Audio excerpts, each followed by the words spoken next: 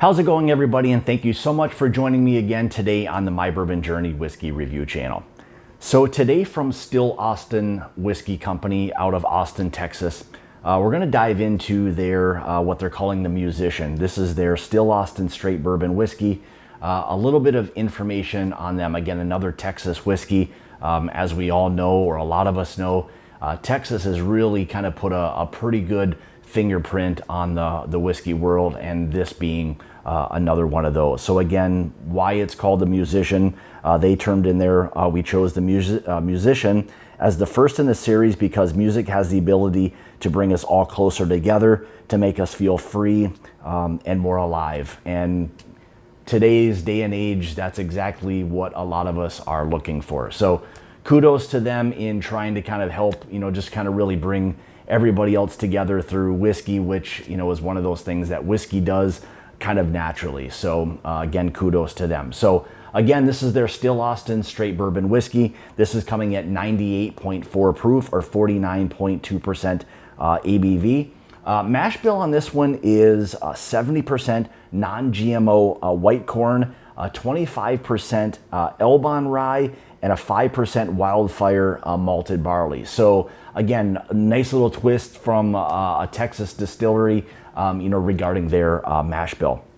Non-age stated, however, on the back, it does indicate that it is aged at least 2 years. So allowing for the straight bourbon whiskey designation. So, and then the MSRP on this is going to be right around that $45 price point. So, all right, why don't we go ahead and we'll kind of get into the review. We'll start first with the color. So as you can see with this, really nice kind of amber, medium copper type of color. So, and again, this bottle I've had now open for approximately 2 or 3 weeks. Allow it to get a little bit of air, open up a little bit, let the oxygen kind of do some wonders or its magic, with the whiskey. So, and then a couple of other things. Again, I like to always allow the whiskey to just open up in general a little bit, move the whiskey around in the glass, gives you a little idea of, some of the oils. Actually pretty nice oils on this. I'm not exactly sure if they're doing any kind of chill filtration or anything on this one or not, but there's actually some really nice oils on the glass here. So, all right, let's get into the nose here. Oh, alrighty, so like a really nice kind of like sweet corn or sweet cornbread type of nose to that. Really nice burnt sugar, kind of like almost like a caramelized brown burnt sugar. And even like as far as a nuttiness characteristic to it, there's a little bit of like a pecan type of note to it. Really rich vanilla. Some of those dark fruits are starting to come through, but a little bit with this one, actually more of a cherry note, like a really nice kind of dark, deep cherry note. Even a little bit of like a milk chocolate aspect to it. Yeah, that like nuttiness, that pecan and milk chocolate are kind of starting to kind of mingle a little bit together. So really nice nose so far. Touch of oak, nice kind of char to it there as well. Spice kind of comes out as I move the whiskey around the glass a little bit. Some of that spice kind of started to come out a little more in that. Not a lot of ethanol or heat coming off the glass. Maybe even a touch of smoke on that right there at the end. This will be interesting. That's again one of those characteristics of a Texas whiskey with the heat that's there. A little bit of that smoky aspect kind of starts to set in a little bit. But all right, let's get into the taste. More importantly, let's again see how this one is going to taste. Cheers.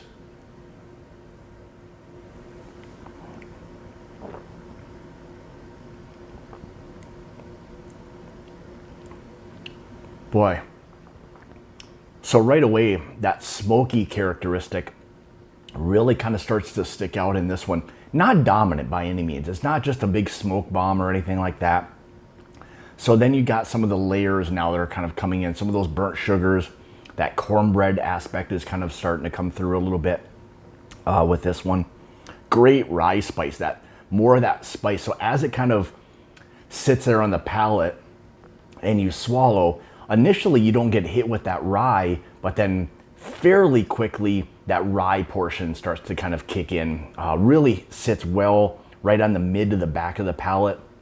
Little warming actually going down, not super hot or anything like that.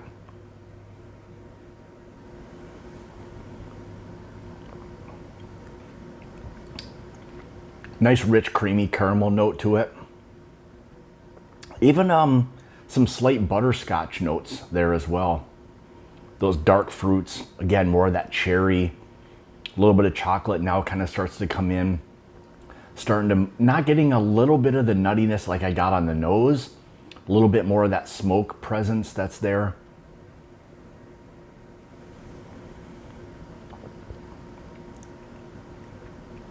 Yeah, the butterscotch really starts to come out a little bit more in this, more of like a, I guess I'll try to kind of define it as more of like a Werther's. There's a creamy texture to it, so there's that butterscotch, caramel, chocolatey kind of note to it. So it's very nice. I mean, for, again, it being approximately right around 2 years, and I don't always like to just define a whiskey based on age, but I would say in terms of its overall profile so far, there's not a lot of like hints of it being aged, you know, at or around that 2 year mark. There's a little bit more complexity and depth to it that I would say you get, that you don't always get on a lot of, you know, 2 year whiskeys, that you're definitely getting with this one. So far it's presenting itself as a bourbon that's got a little bit more age to it.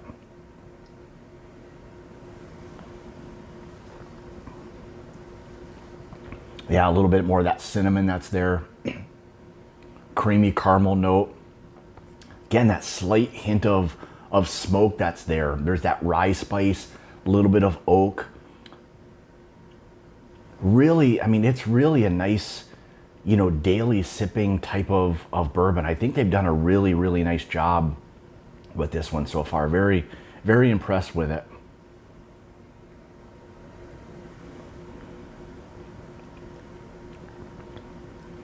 Yeah, and the more I've sipped on it, the more of a toasted aspect comes out. I don't know if that has a little bit to do with simply it being a Texas whiskey, and you start to get some more of that kind of oak presence that's there. It's not oak dominant by any means. It definitely lets you know there is some oak that's there. Nice spiced sweetness.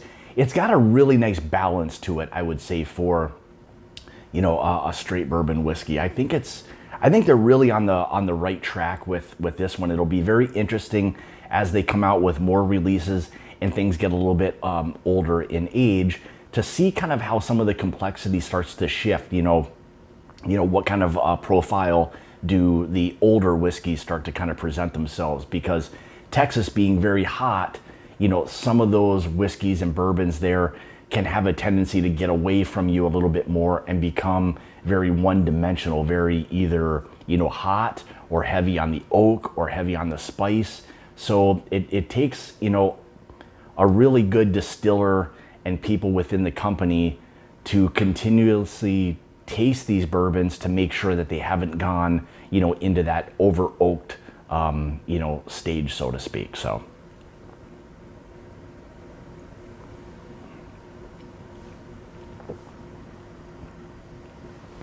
Just a great mouthfeel overall to it. But again, that nice oak, the spice, you know, a little bit of that chocolate that's there.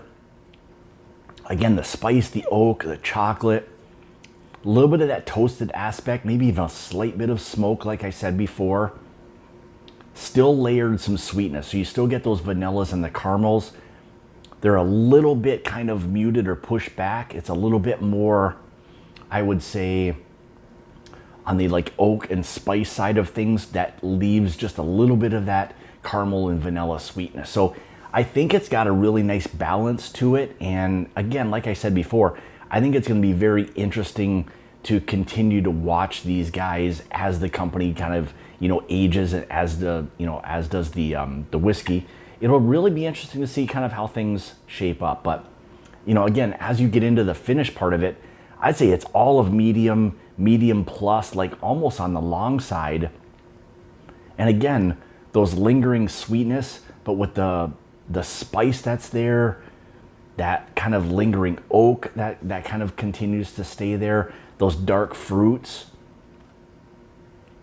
definitely a little bit of like a smoky type of characteristic to it. Again, not super dominant or anything like that, but it does let you know that it's there. So again, I think it's a really nice, everyday sipping type of bourbon. And again, like I've said before, within the video, it'll be very interesting to see kind of where everything transitions to with Stull Austin. So very excited to kind of keep an eye on them. And I love a lot of, what Texas in general, has to kind of offer the whiskey community, so to speak. So with that being said, I want to say thank you so much for tuning into another one of my reviews.